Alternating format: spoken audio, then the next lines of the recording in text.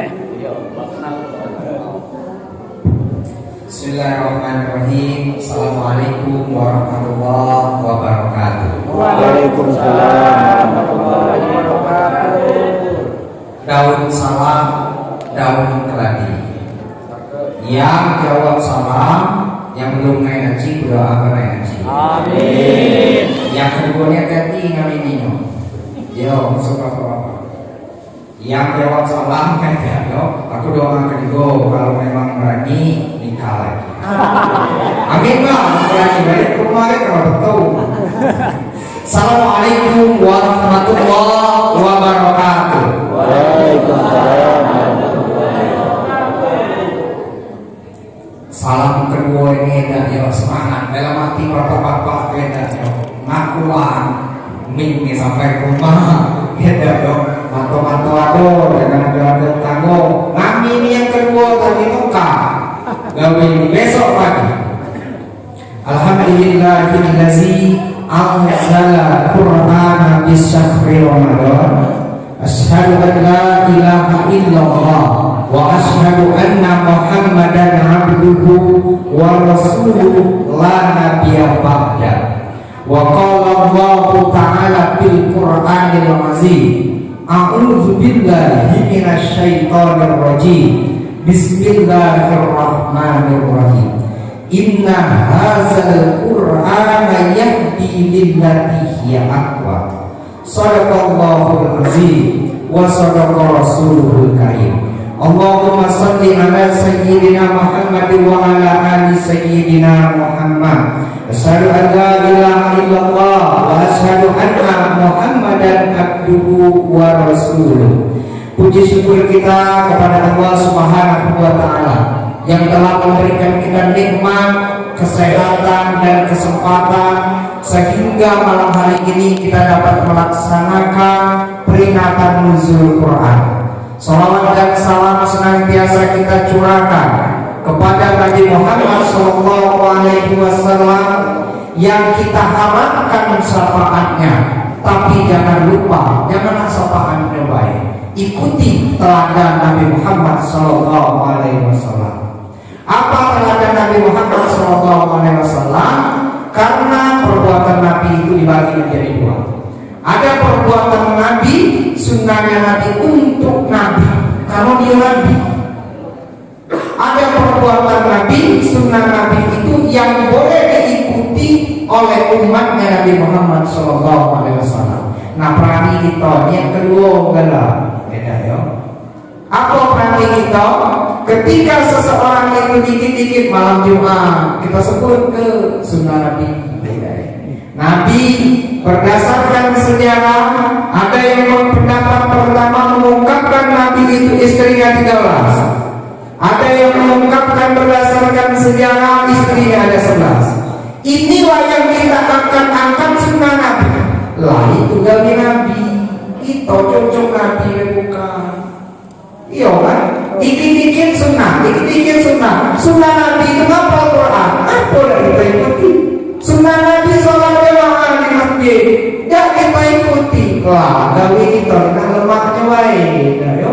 Dan galak saro, minta syafaat dengan Nabi. Karena Nabi Muhammad SAW sudah 4 kali operasi. Beda operasi kita, ini dokter yang operasinya. Nabi Muhammad dioperasi sejak kecil hatinya. Jadi ketika kita tidak mengikuti teladan Nabi, masih tetap Nabi Muhammad SAW membela kita. Nabi belum masuk surga ya. Dia dulu umatnya. Bapak Ibu yang dimuliakan oleh Allah Subhanahu wa taala, yang sama-sama kita hormati pengurus Masjid Mushola Miftahul Jannah, yang sama-sama kita hormati dan kita banggakan Ustaz yang kita muliakan dengan keilmuannya, yang sama-sama kita hormati Ibu Haji, Ibu Haja, Bapak Haji yang kita muliakan dengan kemakmurannya.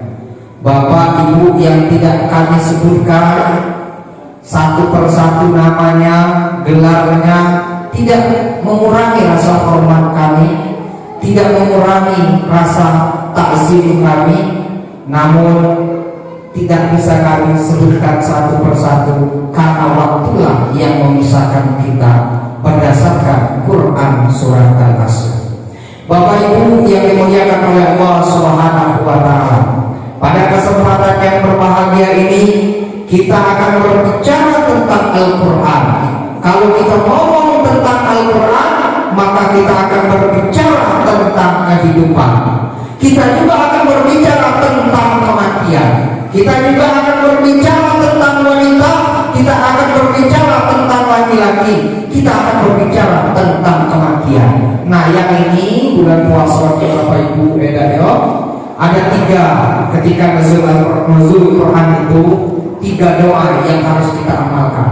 Ngapo Pak Ustaz 3 doa yang harus kita amalkan? Karena malaikat Israel sedang kilau bulu.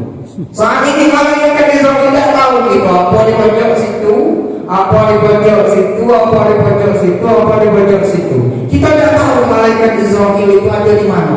Tapi yang jelas malaikat Israel itu saat ini kular ini. Nah, siapa yang kena ini ya yo? Karena berdasarkan firman Allah, "Iza jama'a ajaluhum la yastaghfiruna sa'ata wa la yastaqdimun." Jadi hati-hati. Ngapo hati-hati? Hati-hati kalau ada uang, jangan kesinggung. Hati-hati kuping mulai sombong. Kalau itu kemana Mang? Ciri-ciri.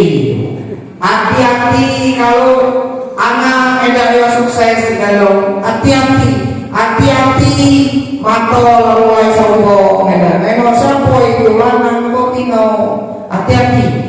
Hati-hati juga kita yang masih gagal, karena berdasarkan filsafat kelapa bukan yang tua, kadang-kadang yang duluan.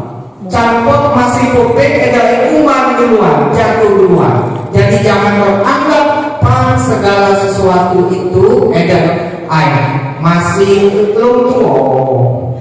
Kapan lagi ya? Saat ini kita memiliki kesempatan untuk mengabdi kepada Allah Subhanahu wa Ta'ala. Laju-laju kelak. Barang siapa yang mengutamakan ibadah kepada Allah Subhanahu wa Ta'ala, jangankan dunia dan akhirat pun Allah kasih. Nah, masalahnya kita ini kadang-kadang perbuatan akhirat kita jadikan perbuatan dunia. Yang bagus itu berdasarkan ajaran kita, gawe dunia kita jadikan gawe akhirat. Mengapa demikian? Al-Quran telah mengajarkan kita berdasarkan peristiwa nuzulul Quran itu. Nah, nilai yang terkandung di dalam nuzul Quran itu ada 7, Bapak-bapak. Nah, kita sepakati dulu sebelum kita ini. Nah, kita selesaikan sampai 7. Apa Bapak-bapak ibu-ibunya kode baik? Kalau kode, aku misalkan kalau duduk ke silo, roba kaki, aku ikan sepat, ikan gabus, lebih cepat, lebih bagus. Kalau dia kate kode, yo, selanconga, pancak sampai sahur. Jadi Allah Subhanahu wa Ta'ala menurunkan Al-Quran itu tidak berdasarkan sekedar-kedar. Sudah terencana, sudah tersistem dan sebagainya. Mengapa demikian? Aja kita tengok hubungannya Bapak Ibu yang dimuliakan oleh Allah Subhanahu wa Ta'ala. Yang pertama, wahyu yang Allah turunkan pertama ke muka bumi ini, kenal galo dari TK sampai ke la profesor kenal galo Quran surat Al-Alaq ayat 1 sampai 2. Sadarkah kita bahwasanya kita diwajibkan oleh Allah Subhanahu wa Ta'ala mengerjakan sholat itu dalam sehari semalam 5 waktu? Lah masuk akal ya. Selanjutnya lagi dalam 1 hari 1 malam itu kita mengerjakan sholat hitung keladewe 17 rakaat. Mendak saya buka Al-Quran.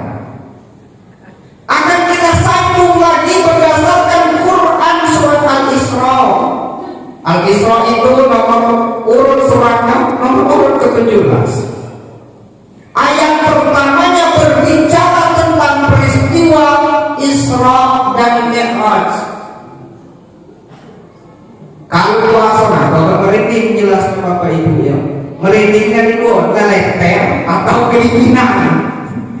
Yang pertama, ketika Allah Subhanahu wa taala nyuruh kita puasa, Allah panggil kita.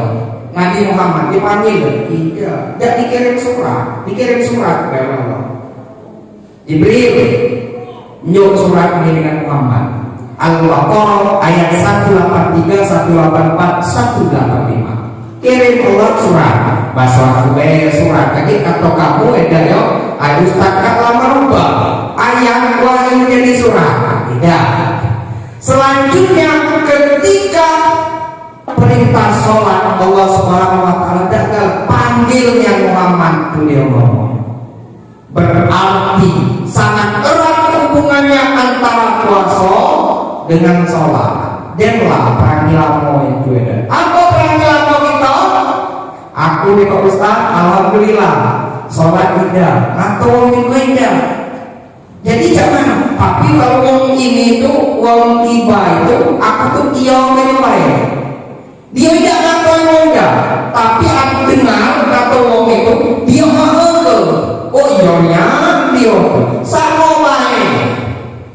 Mandala ala khairi falahu mislu ajri fa'ili. Barang siapa yang mengajakkan kebaikan, maka dia sama dengan melakukan kebaikan itu. Sebaliknya, wong yang ngato wong kita akhirnya jadi saksi di akhirat aja kita berngato wong juga.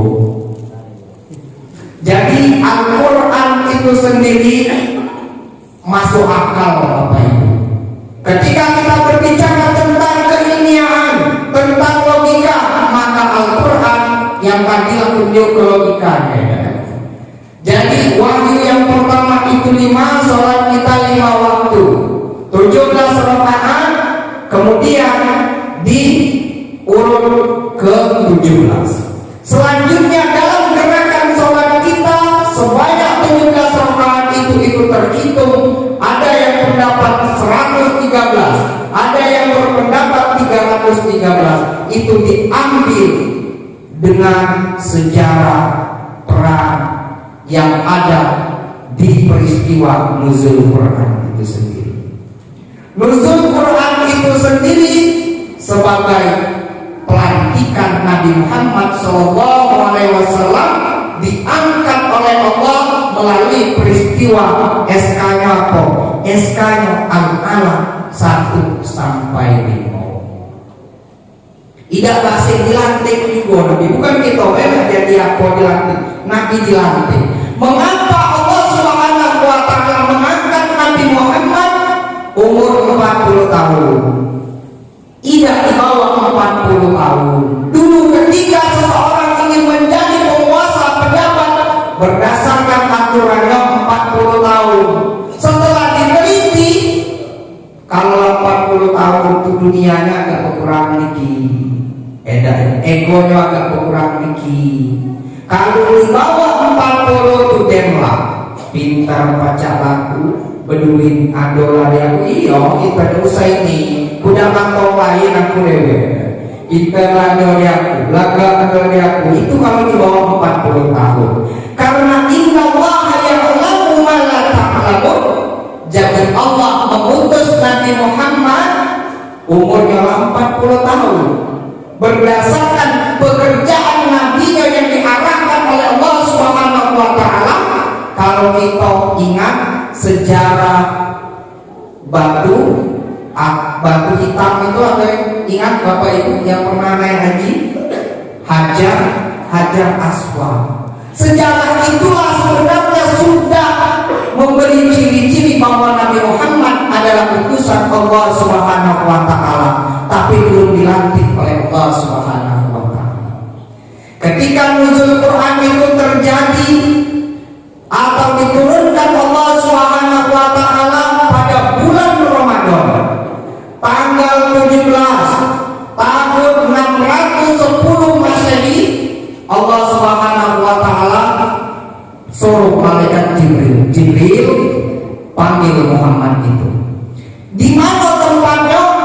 gua kira.